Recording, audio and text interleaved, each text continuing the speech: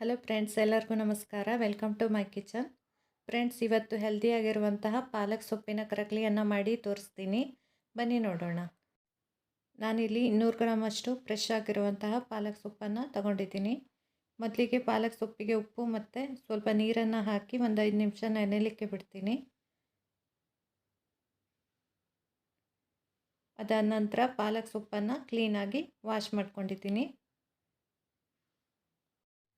ಮೊದಲಿಗೆ ಪಾಲಕ್ ಸೊಪ್ಪನ್ನು ಬೇಯಿಸ್ಕೊಳ್ಳೋಣ.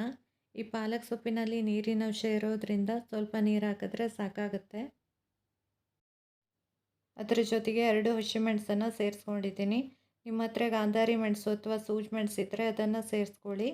ತುಂಬ ರುಚಿಯಾಗಿರುತ್ತೆ, ಹೆಲ್ತಿಗೂ ಕೂಡ ಒಳ್ಳೆಯದು.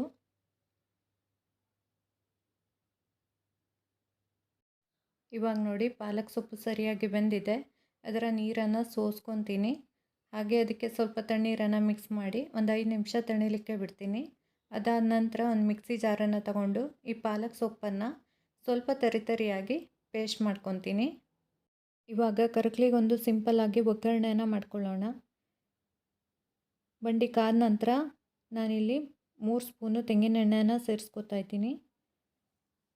ಅದಾದ ನಂತರ 1 ಸ್ಪೂನು ಉದ್ದಿನಬೇಳೆ, ಅರ್ಧ ಸ್ಪೂನು ಸಾಸಿವೆ ಹಾಗೆ ಕೆಂಪು ಮೆಣಸನ್ನು ಸೇರಿಸಿ ಚೆನ್ನಾಗಿ ಫ್ರೈ ಮಾಡ್ಕೊತೀನಿ.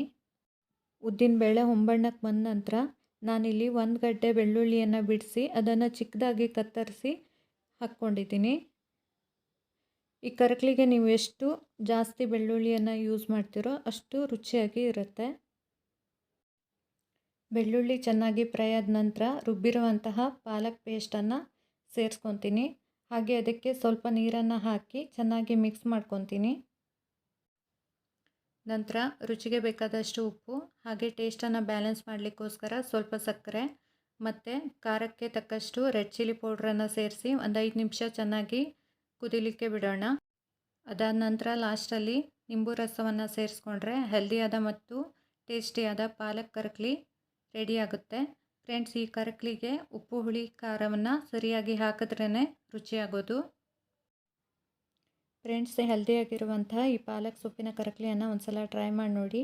ಹಾಗೆ ಈ ಪಾಲಕ್ ಸೊಪ್ಪನ್ನು ದಿನನಿತ್ಯದ ಆಹಾರದಲ್ಲಿ ಜಾಸ್ತಿ ಯೂಸ್ ಮಾಡೋದ್ರಿಂದ ನರಗಳ ಶಕ್ತಿ ಹೆಚ್ಚಾಗುತ್ತೆ, ಬ್ರೈನ್ ಪವರ್ ಜಾಸ್ತಿ ಆಗುತ್ತೆ, ಹಾಗೆ ಕೊಲೆಸ್ಟ್ರಾಲನ್ನು ಕಡಿಮೆ ಮಾಡ್ಕೊಳ್ಬೋದು ಮತ್ತು ವೆಯ್ಟ್ ಲಾಸನ್ನು ಮಾಡ್ಕೊಳ್ಬೋದು.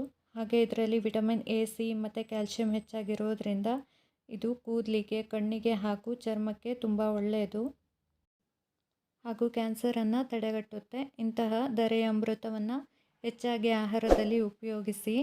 ಈ ಪಾಲಕ್ ಸೊಪ್ಪಿನ ಕರಕಲಿಯನ್ನು 2 ರಿಂದ 3 ದಿನ ಆರಾಮಾಗಿ ಸ್ಟೋರ್ ಮಾಡಿ ಇಡ್ಬೋದು.